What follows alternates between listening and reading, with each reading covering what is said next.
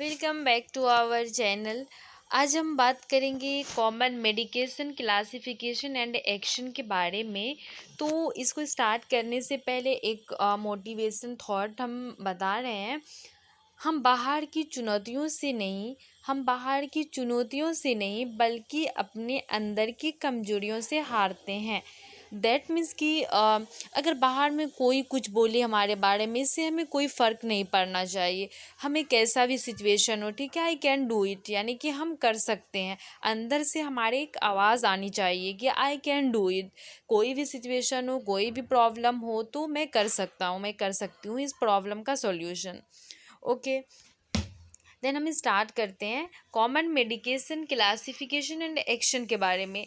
यानी कि कोई ड्रग्स होता है कि जिसे हम अगर ज़्यादा गैस बन रहा है उसमें यूज़ करते हैं, तो उस ड्रग्स का नेम हम बताएंगे। और ज़्यादा वोमिटिंग हो रहा है तो उसमें किस ड्रग्स का यूज़ करना चाहिए, तो ये सब के बारे में हम बात करेंगे आज। तो फर्स्ट ऑफ ऑल देखते हैं एंटासिड, ठीक है। तो एंटासिड मतलब क्या होता है? Reduce hydrochloric acid located in the stomach. मतलब कि हमें गैस क्यों बनता है आजकल, ये बहुत ज़्यादा प्रॉब्लम होता है। घर में आपको देखने को मिलेगा गैस का प्रॉब्लम। इवन ये एज पे भी डिपेंड नहीं करता है, बच्चे को भी हो सकता है, बूढ़े को भी हो सकता है। तो गैस कैसे बनता है? देखिए, लाइक ये स्टमक है, तो हमारे स्टमक में HCl होता है, यानी कि हाइड्रोक्लोरिक एसिड होता है, जो कि ठीक है। बट अगर ये ज़्यादा सिक्रीशन होने लगे हाइड्रोक्लोरिक एसिड का, तो वो क्या होता है कि गैस के रूप में एसोफेगस से होते हुए माउथ के थ्रू हमें गैस के थ्रू वो बाहर निकलता है। यानी कि बहुत ज़्यादा लगता है, हमारा पेट भरा भरा सा लगता है, कुछ खाने का मन नहीं करता है। तो ये HCl ज़्यादा होने के कारण। तो अब हमें इस HCl को रिड्यूस करना है, यानी HCl कम निकले ताकि हमें गैस नहीं बने। तो इसको दूर करने के लिए हमें ये ड्रग्स का यूज़ किया जाता है, जिसका कि ट्रिक आपको बताएं प्रो, ठीक है। मतलब कि पेंटोपराजोल एंड आर से रेविपराजोल एंड ओमिपराजोल, ये 3 ड्रग्स है। और अगर आप कोई भी ड्रग्स लेते हो तो डॉक्टर से कंसल्ट करके ही लेना चाहिए। तो ये ट्रिक है कि अगर गैस बने तो उसमें हम ये 3 ड्रग्स का यूज़ कर सकते हैं, like pantoprazole, rabeprazole and omeprazole tablet का। This are the antacid drugs, मतलब ये एंटासिड ड्रग्स के ग्रुप में आता है। एंड अब हम बात करेंगे एंटी एनेमिक्स के बारे में, ठीक है। तो increase the production of red blood cell. ये अगर एंटी एनेमिक्स क्या करता है कि RBC के प्रोडक्शन को इंक्रीज करता है। अगर किसी में RBC की कमी हो, एनेमिक्स मतलब अगर एनीमिया देखने को मिले, किसी में ब्लड का कमी हो, हीमोग्लोबिन का कमी हो, तो उसमें हम देते हैं इरिथ्रोपोएटिन। ये जो है, जो RBC के प्रोडक्शन को इंक्रीज करने में हेल्प करता है। एंड नेक्स्ट है एंटी कोलिनर्जिक्स। एंटी कोलिनर्जिक्स मतलब कोलिनर्जिक ब्लोकर ऑफ एंटागोनिस्ट। मतलब कि अगर ओरल सिक्रीशन ज़्यादा हो रहा है, ठीक है, तो उसको डिक्रीज करने के लिए हम देते हैं कौन से ड्रग? एंटी कोलिनर्जिक ड्रग्स देते हैं। उसमें फॉर एग्जांपल हो जाएगा एट्रोपिन, बेंजोथायोपिन, ये सब हो जाएगा। And anticoagulant. एंटीकोगुलेंट मतलब क्या होता है? Prevent the formation of clot. अगर हमारे बॉडी में ब्लड का बहुत ज़्यादा क्लॉटिंग हो रहा है, जम रहा है ब्लड, तो उसको हमें प्रिवेंट करने के लिए एंटीकोगुलेंट ड्रग्स देते हैं। देखिए, एक बात हमेशा याद रखिएगा कि एंटीबॉडीज रिलेटेड टू अगेंस्ट, ठीक है। एंटी मतलब क्या होता है कि किसी के अगेंस्ट दे रहे हैं, मतलब ये चीज़ ना हो उसके लिए हम एंटी वर्ड का यूज़ करते हैं। तो prevent the formation of clot, blood clot के फॉर्मेशन को प्रिवेंट करने के लिए हम एंटीकोगुलेंट देते हैं, जिसका कि एग्जांपल हो जाएगा हेपेरिन, वारफरिन। ये बहुत ही इंपॉर्टेंट है, पूछा जाता है कि एंटीकोगुलेंट ड्रग्स कौन कौन सा है, तो हेपेरिन और वारफेरिन।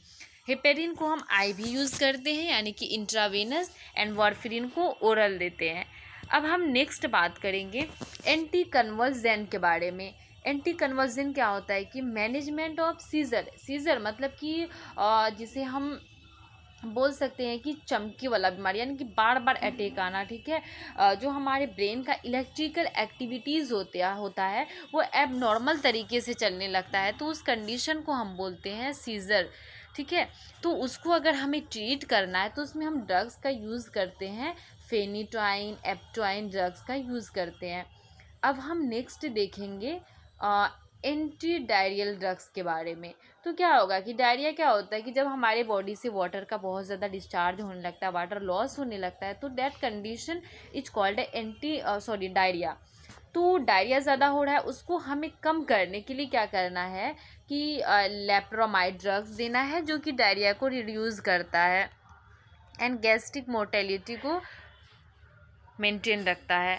अब हम नेक्स्ट देखेंगे एंटी हिस्टामिन के बारे में।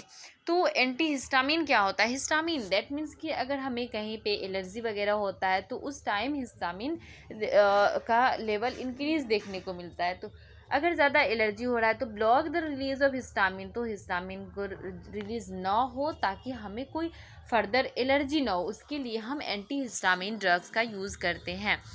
एंड अब देखेंगे एंटी हाइपरटेंसिव ड्रग। तो एंटी हाइपरटेंसिव ड्रग होता है डिक्रीज ब्लड प्रेशर। हाइपरटेंशन मतलब कि हाइपरटेंशन को कम करना है, उसके लिए एंटी हाइपरटेंसिव ड्रग्स का यूज़ करते हैं। एंड नेक्स्ट है एंटी इन्फेक्टिव्स। एंटी इन्फेक्टिव्स का मतलब to get rid of infection. Infection को कम करना है तो उसके लिए हम एंटी इन्फेक्टिव ड्रग्स देते हैं। And bronchodilator. ब्रोंकोडायलेटर मतलब क्या होता है कि जो ब्रंकस होता है लंग्स में, वो अगर कॉन्स्ट्रिक्ट है तो उस टाइम हम डायलेट करने के लिए ब्रोंकोडायलेटर ड्रग्स का यूज़ करते हैं। ठीक है, तो ब्रोंकोडायलेटर में आ जाएगा जैसे साल्बुटामोल वगैरह। ब्रोंकोडायलेटर हम कब यूज़ करते हैं? जब निमोनिया की कंडीशन में हो या फिर अदर कोई कंडीशन हो कि हमारा नोज़ जो रहता है वो ब्लॉक हो जाए। ठीक है, तो उस टाइम भी हम साल्बुटामोल टैबलेट का यूज़ करते हैं और फिर निमोनिया वगैरह में भी किया जाता है। एंड नेक्स्ट देखेंगे diuretics. It very very important drugs. कि डायूरेटिक्स क्या होता है? तो डायूरेटिक्स मतलब होता है increase the secretion of water, यानी कि वाटर अगर हमारे बॉडी में सोडियम फ्रॉम द बॉडी